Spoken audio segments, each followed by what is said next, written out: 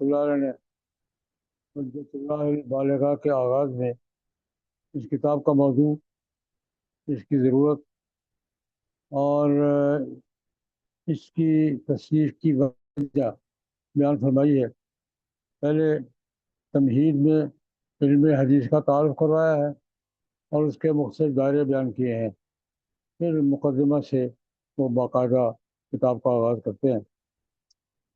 حدیث نبوی اعلیٰ صاحب تحیہ وسلم، یہ اس کتاب کا بنیادی موضوع ہے۔ اگر یہ دیکھا جائے کہ حجت اللہ البالغہ کس علم کی کتاب ہے تو یہ علم حدیث کی کتاب، لیکن اس میں شاہ صاحب نے دو بنیادی کام کیے ہیں۔ حدیث کی تعریف تو محدثین شروع سے کرتے آ رہے ہیں، تعریف شاہ صاحب نے وہی کی ہے، لیکن ایک زیادہ بات کیا تعارف کروایا ہے۔ دوسرے محدثین حدیث کی تعریف کرتے ہیں، شاہ صاحب نے وہی تعریف کی ہے، لیکن مقدم اس کے حدیث کا تعارف کیا ہے اور دین میں اس کا مقام کیا ہے، یہ شاہ صاحب نے اس میں اضافہ فرمایا ہے۔ پہلے اس بات کو سمجھنے کی ضرورت۔ حدیث کی تعریف تو محدثین نے کی ہے، قول رسول اللہ صلی اللہ علیہ وسلم اور فعلہ اور تقریر، یہ حدیث کی تعریف ہے۔ جناب نبی کریم صلی اللہ علیہ وسلم کا ارشاد جو کسی صحابی نے سنا ہے، آگے روایت کر دیا ہے، یہ کیا ہے حدیث؟ ارشاد نہیں، عمل کیا ہے کوئی، صحابہ نے دیکھا ہے، آگے نقل کر دیا، کوئی دور کے یہ عمل کرتے دیکھا ہے، یوں کرتے دیکھا ہے، یہ حدیث ہے۔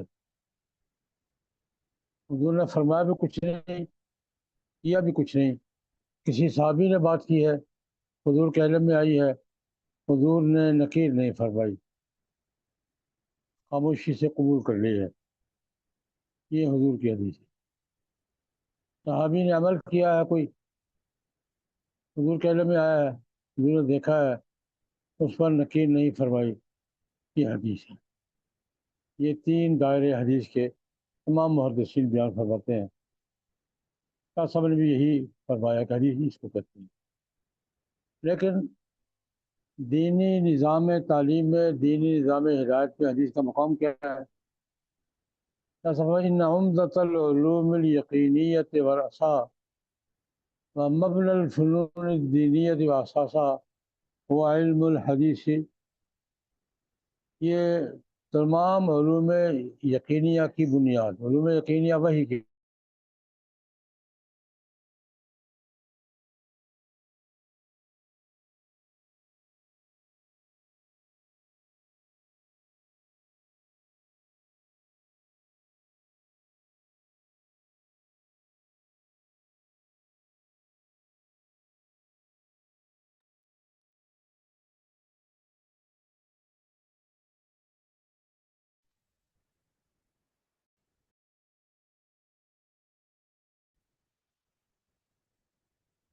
ذریعہ نہیں، واحد ذریعہ۔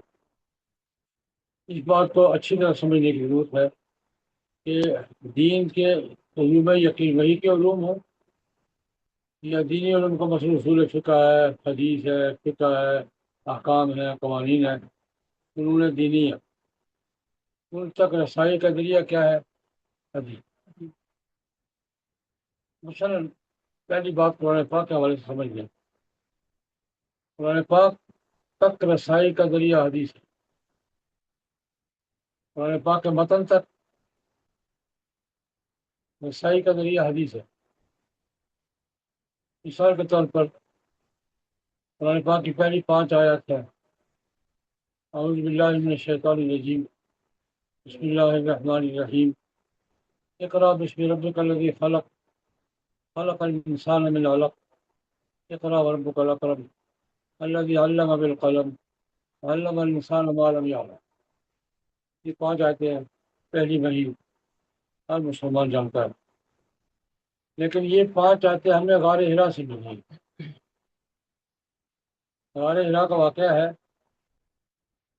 اگر واقعہ ہے تو 5 آیتیں ہیں، واقعہ نہیں ہے تو 5 آیتیں ہمارے پاس کوئی ہو نہیں ہے۔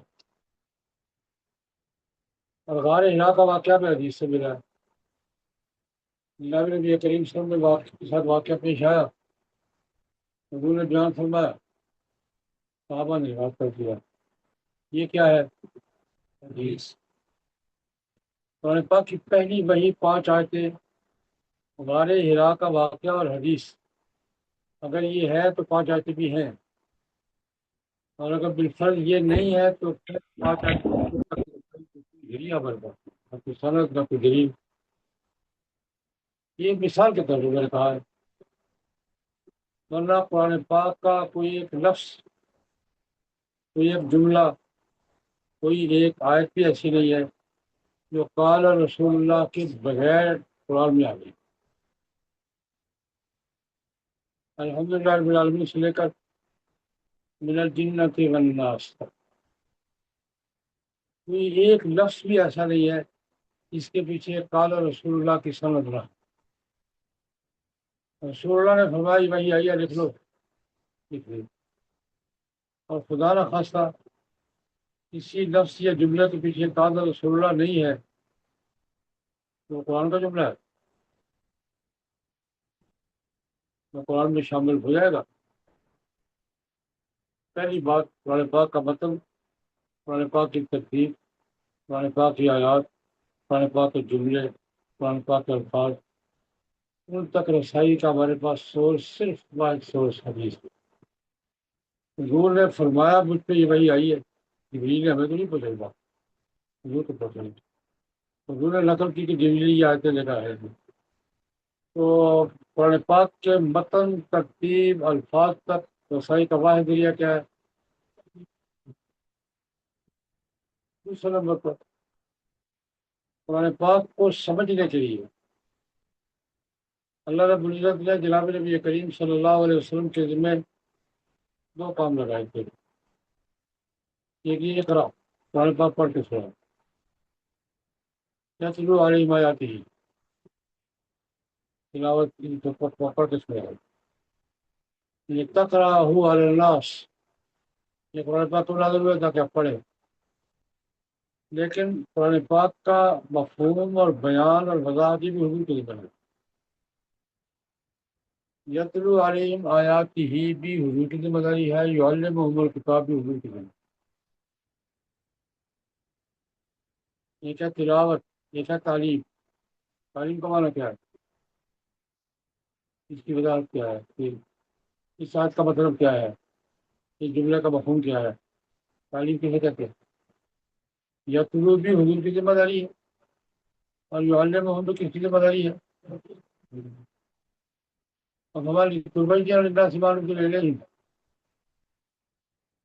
بیان بھی آپ نے کرنا ہے، قرآن پاک کا تعلیم بھی آپ نے دینی ہے اور بیان بھی آپ نے کرنا ہے۔ بیان کا مطلب کیا ہے؟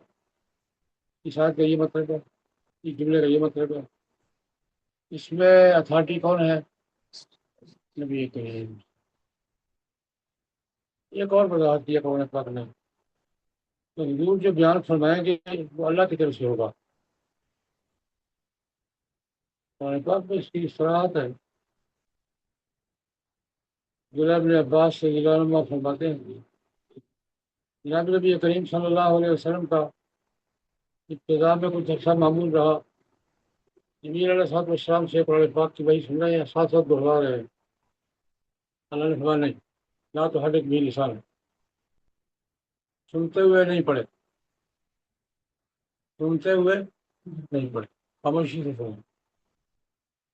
جتنا جرا بھی آپ جلدی کیوں کرتے ہیں کہ کوئی لفظ رہ نہ جائے، اب میں بے فکر ہو جائے۔ 3 باتوں کی گارنٹی ہماری ہے، ان علینا جمع، آپ کے سینے میں محفوظ کرنا ہمارا کام، وہ قرآن، آپ کی زبان سے اس کی تلاوت کروانا ہمارا، ثم ان علینا بیان، آپ کے دل میں اس کا مطلب ڈالنا ہوگا۔ جب قرآن بھی اللہ نے اپنی گارنٹی میں لے لیا، قرأت تامہ بھی اپنی گارنٹی میں لے لی، اور اس کے مفہوم اور بیان جو متبین ہے آپ نے کرنا ہے نا، آپ کو کس نے بتانا ہے؟ ہمیں۔ قرآن پاک کی کسی آیت کا مطلب، اس کا اس تک وہ نبی کریم صلی اللہ علیہ وسلم جو فرمایا وہی اتھینٹک ہے۔ قرآن پاک کی تشریح کیا ہم یہ سوچ سکتے ہیں کہ قرآن پاک کے کوئی ایسی آیت بھی ہے جس کی ضرورت تشریح نہیں کی ہوئی ہے، قول سے یا عمل سے؟ اور جس آیت کی تشریح حضور نے کر دی ہے قول یا عمل سے، اس میں کسی اور طرف دیکھنے کی ضرورت باقی رہ جاتی ہے؟ اس کی وضاحت میں تو ہم دیکھیں گے، لیکن متبادل دیکھیں کہ حضور نے تو یہ معنی کیا ہے، فلاں سے پوچھے تھے وہ کیا معنی کرتا ہے؟ جب قرآن پاک نے دو ٹوک کیا دیا، محمول کتاب ان کے بھیا سوال بھی لے ان عالینا بیان، تب قرآن پاک کی کسی بھی جملے یا لفظ کی وضاحت حق کس کا ہے؟ نبی کریم سے۔ اور اتھارٹی کون ہے؟ اور کسی بات پر شامل کروں گا، حضور کسی بات کی وضاحت فرما دیں تو کسی اور سے اس آیت کا مطلب پوچھنے کی ضرورت باقی رہ جاتی ہے، حضور کی گنجائش باقی رہ جاتی ہے۔ یہ بیان بھی یہ حضور کا بیان کہاں سے ملے گا؟ حضور کا بیان کہاں سے ملے گا؟ حضور نے یہ مطلب بیان فرمایا، یہ کہاں سے ملے گا؟ حدیث سے حضور نے شاید پر یہ عمل کیا، کہاں سے ملے گا؟ دو تیسری بات، کوئی بھی بات سمجھنے کے لیے یہ ضروری ہوتا ہے کہ کس بیک گراؤنڈ میں ہوئی ہے، یہ بات کہاں ہوئی، کب ہوئی ہے، کس پس منظر میں ہوئی ہے۔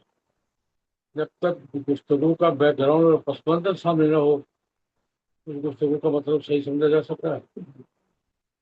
ہم اس کو بیک گراؤنڈ کہتے ہیں، تو مفسرین کیا کہتے ہیں؟ شان نزول۔ یہ آج فلاں جگہ نازل ہوئی تھی، فلاں واقعے میں نازل ہوئی تھی، فلاں پس منظر میں نازل ہوئی تھی، یہ کسی آیت کا مطلب تو سمجھنے کی ضروری ہے یا نہیں؟ اور اگر پس منظر سامنے نہ ہو، آیت کا مطلب صحیح سمجھ جائیں گے؟ یہ پس منظر کہاں سے ملے گا؟ یہ آج فلاں موقع پہ نازل ہوئی تھی، میں اس پر ایک مثال دوں گا۔ یہ تو کامن سینس کی بات ہے، کوئی بھی گفتگو کہیں کی بھی ہو، بیک گراؤنڈ، موقع، محل اور اس کا پس منظر سمجھے بغیر کسی گفتگو کا معنی متعین نہیں کیا جائے۔ قرآن پاک میں اس کو ہم کہتے ہیں نشان نزول۔ بہت سے مقامات پہ مغالطے لگے ہیں، میرے بڑوں کو لگے ہیں، اور اگر بیک گراؤنڈ کے بغیر سمجھنے کی کوشش کریں گے تو لگیں گے۔ بیسیاں مثالیں ہیں قرآن پاک میں۔ ایک مثال قرآن پاک کی آیت ہے، ان الصفا والمروۃ من شعائر اللہ فمن حج البیت او اعتمر فلا جناح علیہ ان یطوف بہما۔ صفا مروا شعائر اللہ میں سے ہے، جو آدمی حج کے لیے آیا ہے، عمرے کے لیے آیا ہے، کوئی حرج نہیں کہ بیت اللہ صفا مروا کی سعی بھی کر لے، لا جناح علیہ ان یطوف بہما، کوئی حرج نہیں کہ صفا مروا کے درمیان چکر بھی لگا لے، سعی بھی کر لے۔ اب یہاں صفا مروا کی سعی کوئی حرج نہیں کہ کر لے، یہ کوئی حرج نہیں ہے کہ یہ بھی کر لے، یہ اباحت اور جواز کا جملہ ہے یا وجوب کا ہے؟ وجوب کی طرف سے آ گیا۔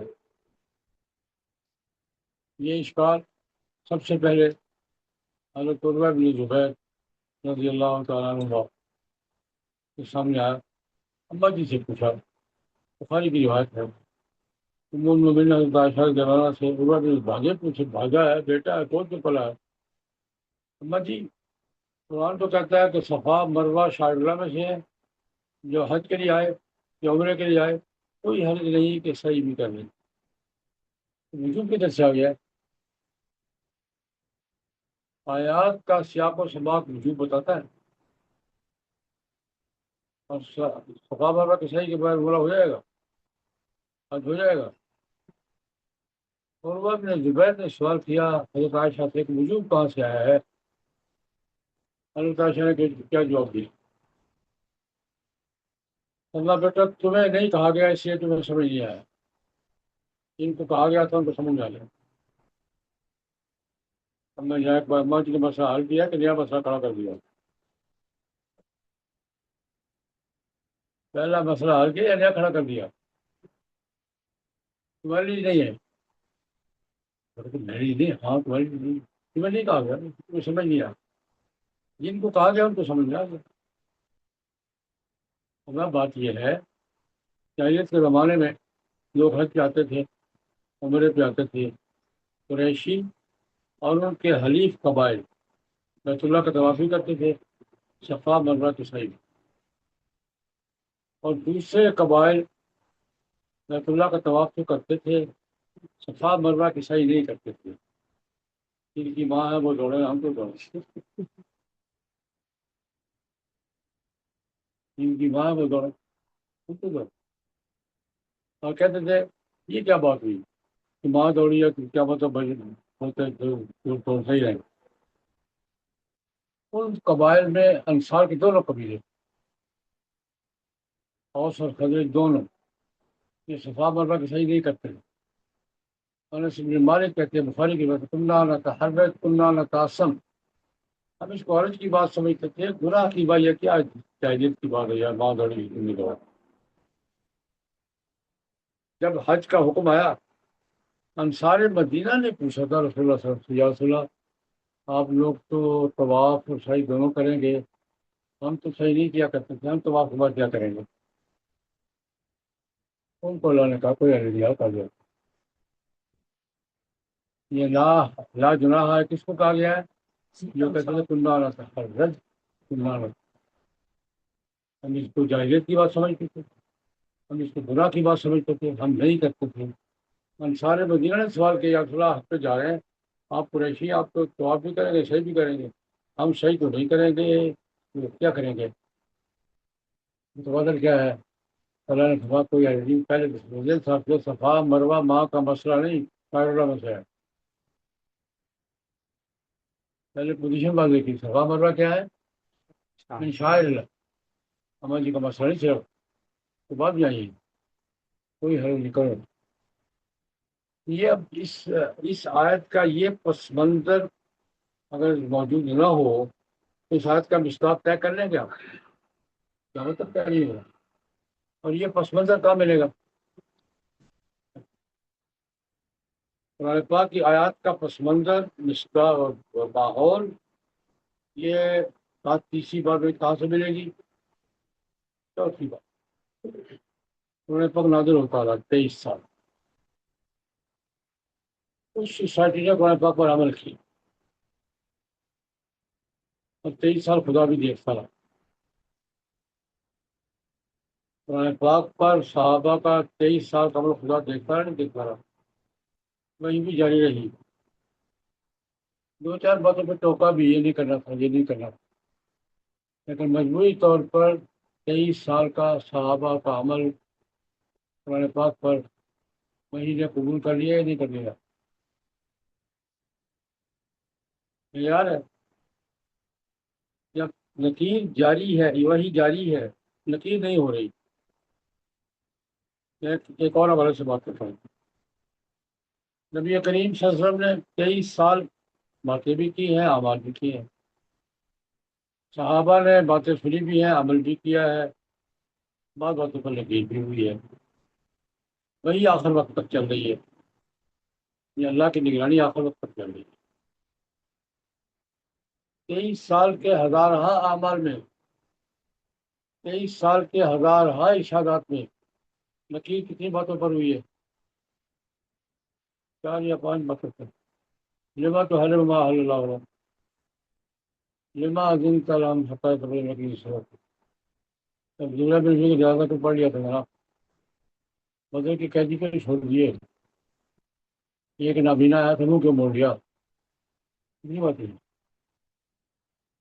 23 سال کی ہزارہا باتوں میں سے, ہزارہا اعمال میں سے 4 یا 5 پر نکیر ہونا کیا باقی سارے اعمال کو کنفرم نہیں کر رہا.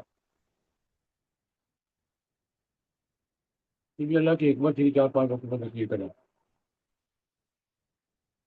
اعمال کتنے ہیں, سینکڑوں یا ہزاروں ہیں, نکیر کتنے پر ہوئی ہے. یہ 5 باتوں پر نکیر ہونا، باقی ساری باتیں کنفرم نہیں ہوئی. آپ نے ایک پیپر دیا ہے، 10 سوالوں کا جواب دیا ہے، ممتحن نے 3 پہ کراس لگایا، 6 پہ یس لکھ دیا، کیا مطلب 7 صحیح ہے، 3 غلط ہے. اس نے 3 پہ نشان لگایا، 7 پہ کچھ نہیں. 3 پہ کراس لگایا، باقی پہ خاموشی اختیار کر لیجیے. خاموشی کیا ہے؟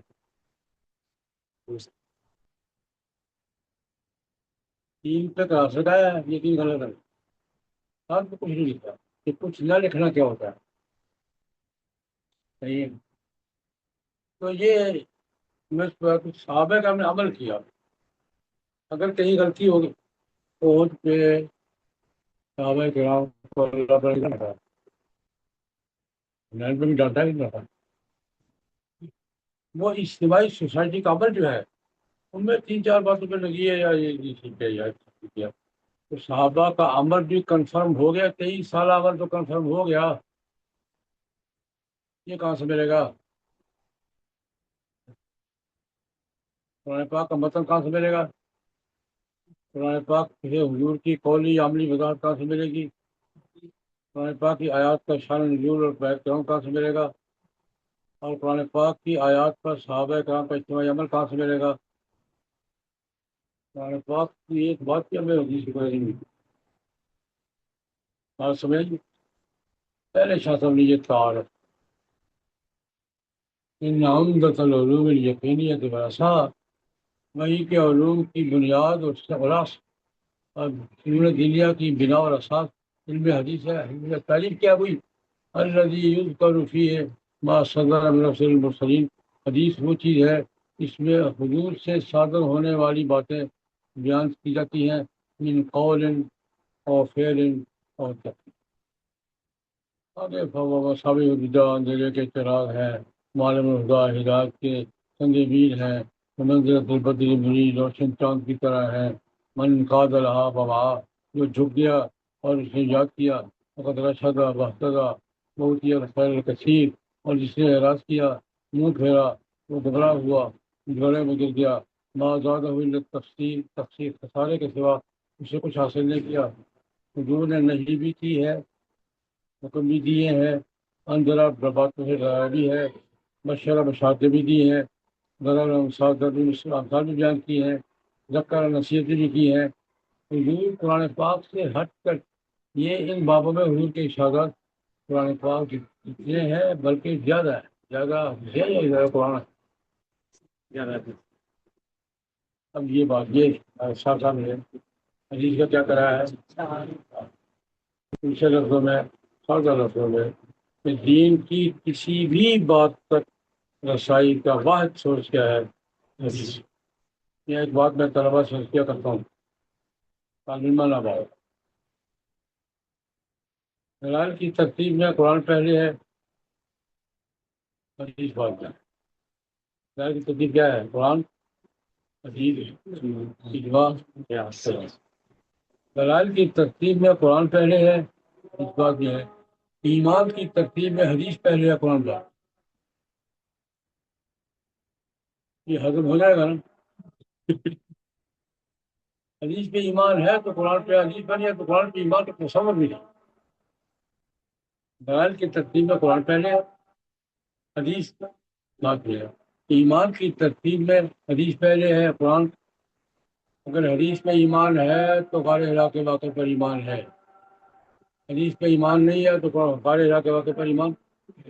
غار ہرا کے واقعے پر ایمان ہے تو اقرا بسم ربک الذی خلق پر ایمان ہے. اور غار ہرا پر ایمان نہیں ہے. یہ آج کتنی بات میں آپ ختم کر لیں تو آگے شاہ صاحب دوسرے نمبر پر حدیث کے علم کے مدارج جو دائرے بیان فرمائیں گے. اللہ